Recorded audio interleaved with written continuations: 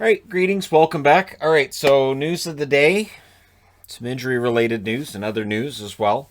Number of defensemen on the board. We'll start at the top with Pittsburgh and Jared McCann, Brian Dumoulin, among those who have been injured for Pittsburgh, who are getting ready to come back. Jussi Riikola skating with the taxi squad, for instance. So there's no return timeline yet for these players that we're waiting to see come back for Pittsburgh.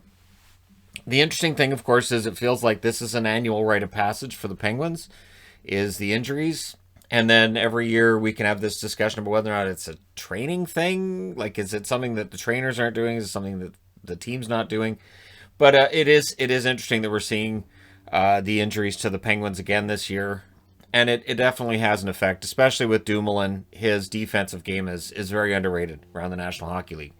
And the one thing that isn't underrated is his propensity to miss time with injury. So hopefully he's back quickly. McCann as well, but we don't have the timeline yet.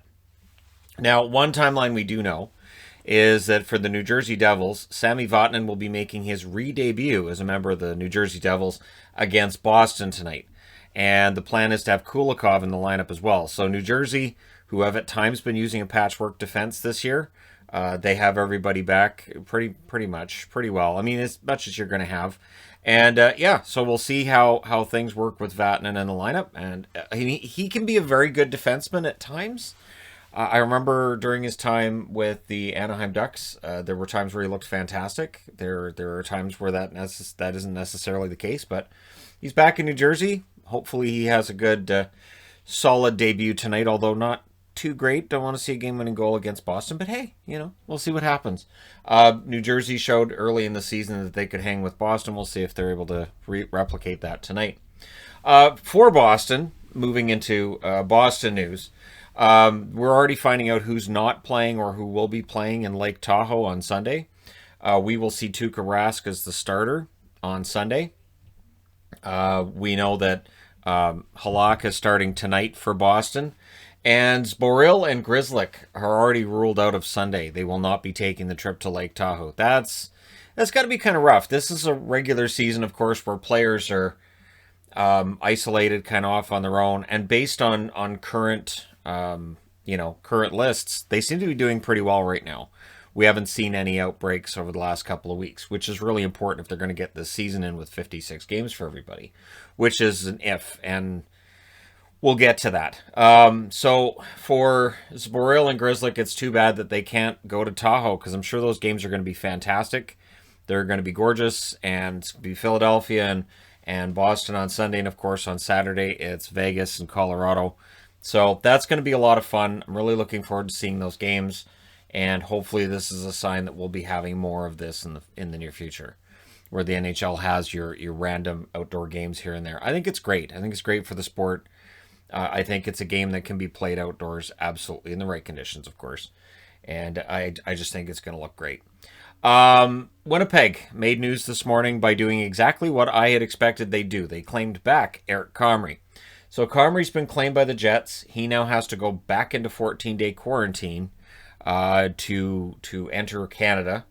And so he's in limbo for 2 weeks while the Jets wait for him to return as their number 3 goaltender. And on Winnipeg News as well, Pierre-Luc Dubois is on the injured reserve list, retroactive to a couple days before he got thrown on it yesterday. So we'll see how long Dubois is out for. They're not really saying a whole lot about what exactly it is, which is not unusual for the National Hockey League. But it is noteworthy that, of course, Dubois is the prized piece that they get out of Columbus that they've wanted for a long time, which is that other top center. Meanwhile, Stastny's making the case that maybe I'm good to go for now, and Winnipeg's in just fine hands with me as the number 2 center. But anyways, we'll see how long Dubois is out for and how the Jets respond when he's back in the lineup. Philadelphia news. So Sanheim is back in. He's been removed from the COVID list, and it reveals something interesting with this. When people are put on the list, like New Jersey had 17 on the list, right? It does not mean that everybody has it. It means that they've gone, okay, these people have been exposed to a level where we have to, keep an eye on it. You're in isolation. And so Sanheim was one of these that was in isolation, and he didn't have it. He didn't come down with it, so he never tested positive. And he's grateful he's able to get back into the lineup, but he was on the list. And that's just kind of how that works. I know here in BC they've been doing contact tracing the whole way through, and if you've had an exposure, you are expected to isolate for a while.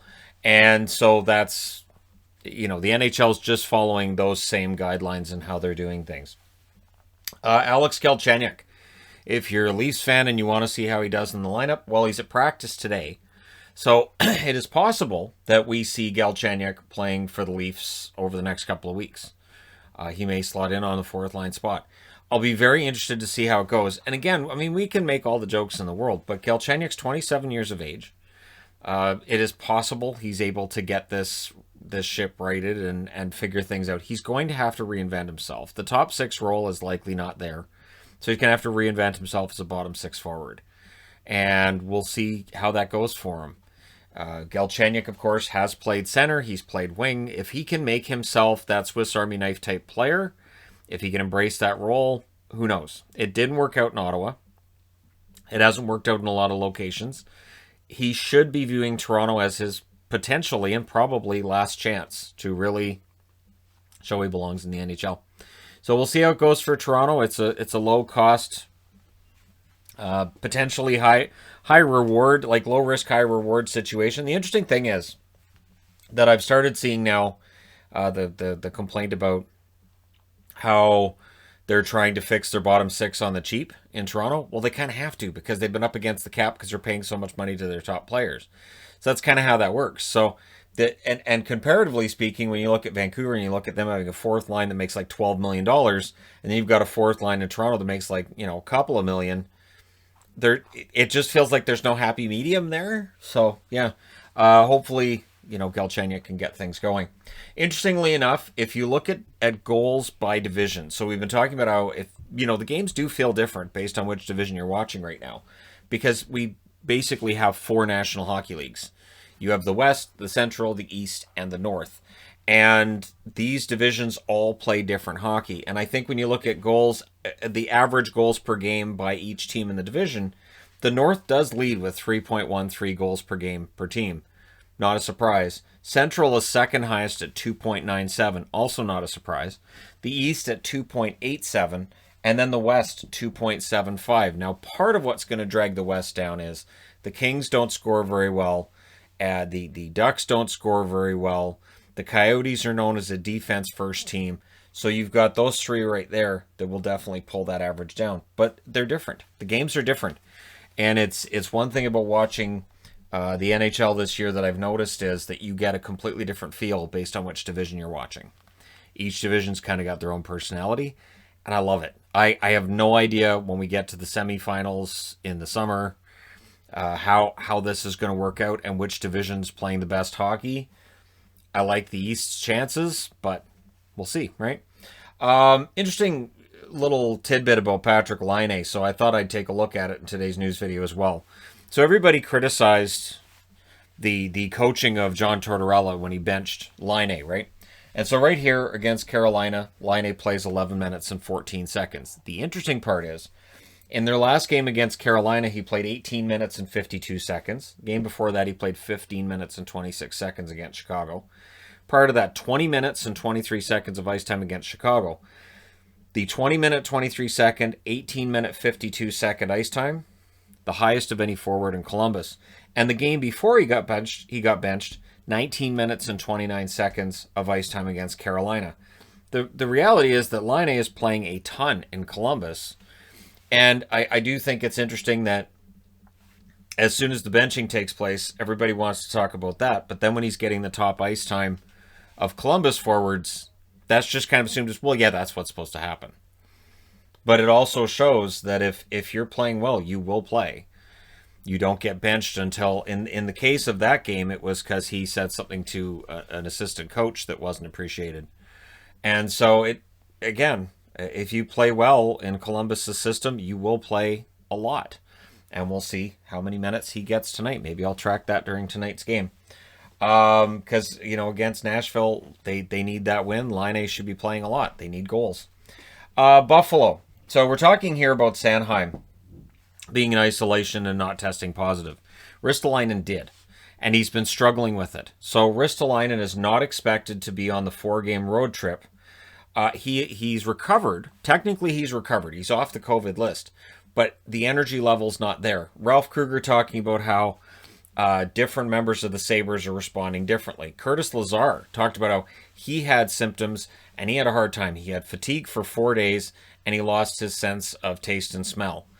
And so he said that he's been talking to his teammates about how they all reacted differently to it, and some of them, they're fine, no problem, they're back on the ice. And for some of them, it's a much longer recovery time period they're looking at. And for Ristolainen, he's still struggling with the energy. That fatigue can stick around for a while. Even after the tests say you're fine, you're good, and all right, you're good to go. Ristolainen is out for 4 games. Keep in mind Marco Rossi, it basically sidelined his season for Minnesota. His rookie season was sidelined. So we'll see how long Ristolainen's out for, but that does make a big difference on the Buffalo Blue line. He provides some offense. He plays a ton of minutes, and so it's going to put pressure on other guys who will have to pick up the slack while he's out. Another postponement announced today. The Tampa Bay-Dallas game for Saturday has also been postponed. So that's 4 games for Dallas postponed this week. Remember, they were late starting the season. I think they were the last team to actually start playing this season because of an outbreak on their team. It is a very difficult road ahead for the Dallas Stars. And that's why I'm kind of surprised they didn't move these games to road games. But they've postponed the Saturday game. They have not announced a makeup date for any of those 4 games. We've already seen 2 games have makeup dates scheduled for May 10th. Remember, the season was supposed to end on May 8th, so we've already seen that backed up by a couple of days. We will likely see these Dallas postponements push those games further back. So we're kind of running out of room, though, for rescheduling all these games. Keep an eye on points percentage. Do not pay attention so much to who has the most points. Points percentage is really, really important right now. Because at the end of the season, depending on which division you're in, it may be decided who does or doesn't make the playoffs by points percentage. Rasmus Sandin, he gets hurt blocking a shot. And so he's out indefinitely with a foot injury. So for Toronto, and it's a horrible setback for Sandin because honestly, I thought this was going to be the year he came up and played. Now he ends up in the AHL, and he gets hurt, and he's out indefinitely. So that's an absolute shame for Sandin. I think he's a good defenseman, and hopefully he's not out that long. But when they say indefinitely, it usually means a couple of months. Usually will mean at least 8 weeks. So that would take him out for enough time that you have to ask yourself, does he even play another game for Toronto this year, or what happens? And again, kind of surprised because I've liked his game whenever he's played for Toronto, but for some reason, he keeps getting pushed out of the lineup. And yeah, we'll see how long he's out for. So there you go. Let me know your thoughts in the comment section below regarding any of these articles on the board here. This is likely the one news video for today. I can never tell, though. That's why I don't title these NOTD, which is for news of the day, anymore, because there are days where there's multiple news videos. So we'll see if this is, in fact, the only news of the day. But hey, I'll be here to report on anything else that happens. Don't forget to hit like and subscribe if you're browsing your way through. You just happened upon this video. And thank you guys so much for all your support. I will talk to you again soon.